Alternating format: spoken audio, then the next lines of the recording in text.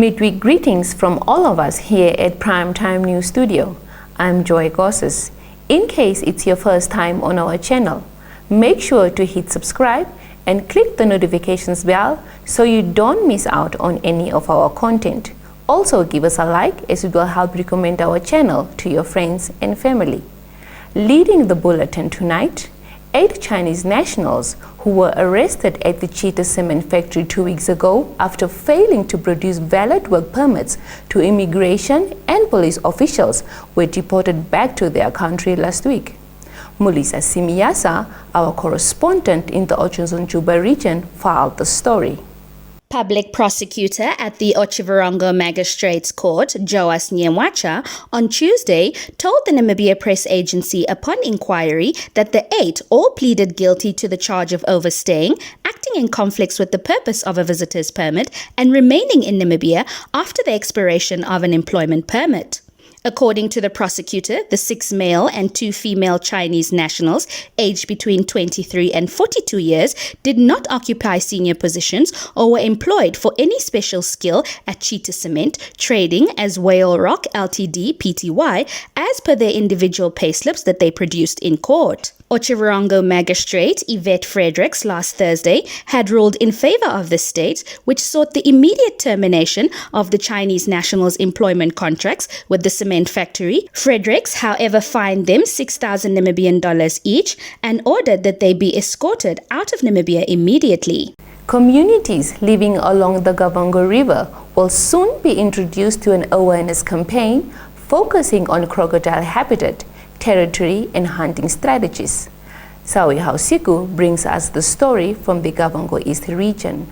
This was said by the Ministry of Environment, Forestry and Tourism spokesperson Romeo Muyunda in a recent interview with Nampa amidst a search by the Kavango East Police for the body of a 13-year-old boy who was attacked by a crocodile over the Easter weekend on Saturday at Mupapama village. The attack brought to 7 the number of such cases since January this year.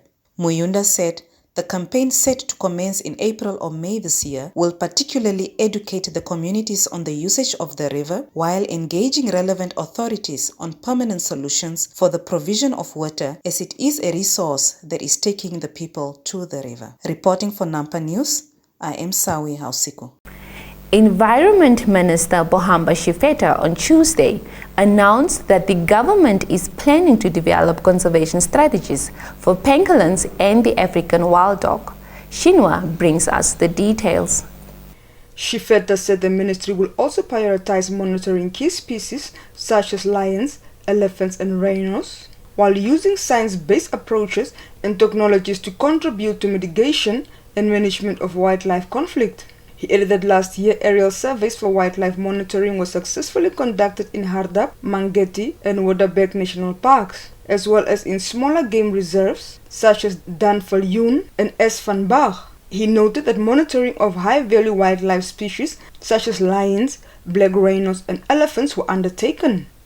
On to human-wildlife matters. Environment and Tourism Minister Bohamba Shifeta on Tuesday told lawmakers that 10 people were killed due to crocodile, hippo and elephant attacks in 2021. Shinwa once again brings us this report. Shifeta said Namibia paid about $450,000 to families who lost loved ones as well as those whose property was destroyed and livestock was killed. He added, human-wildlife conflict is a challenge that the ministry continues to make concerted efforts to address. In 2021, a total of 590 human-wildlife conflict cases were reported. Shifeta said this comprised of 360 cases of crop damages, 206 cases of livestock losses, 14 injuries to people, and 10 deaths. Kindly stand by for your top roundup.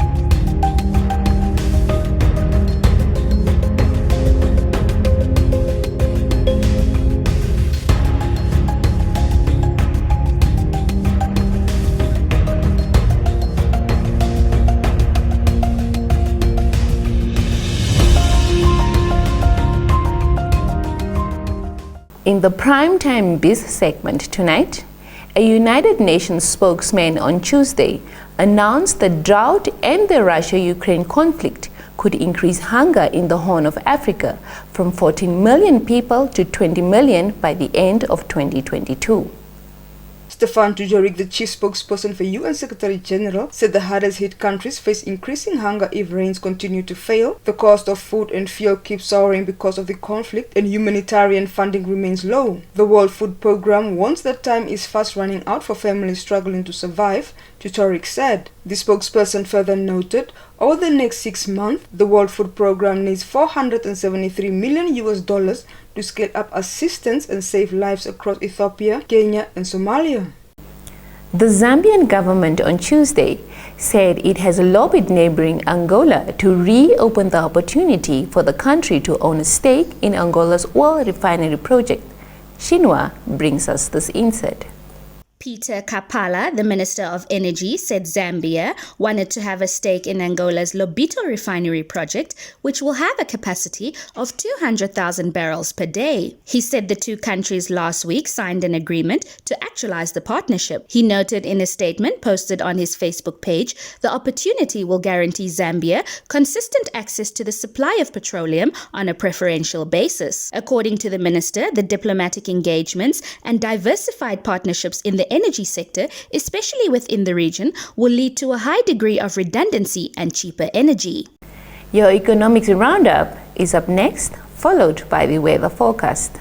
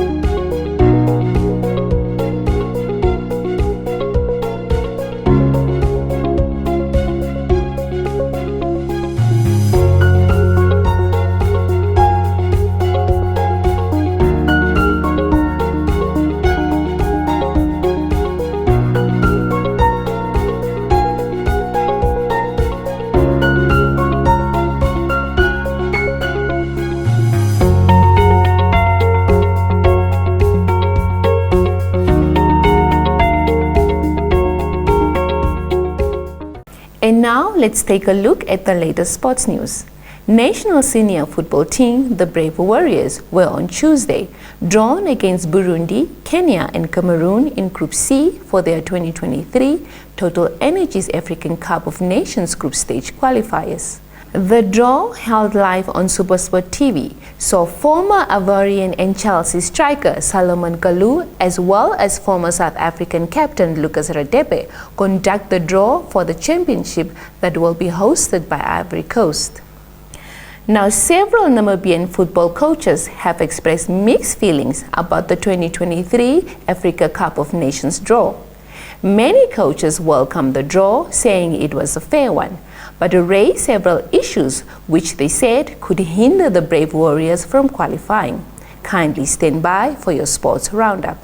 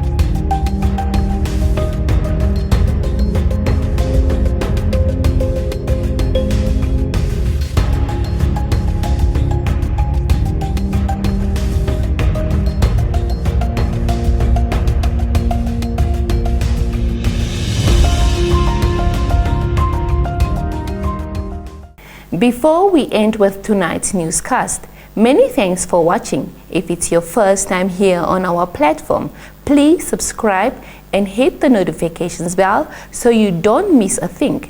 Don't forget to give us a like, as this will help recommend our channel to your friends and family. Catch us tomorrow as we bring to you yet another edition of Primetime News.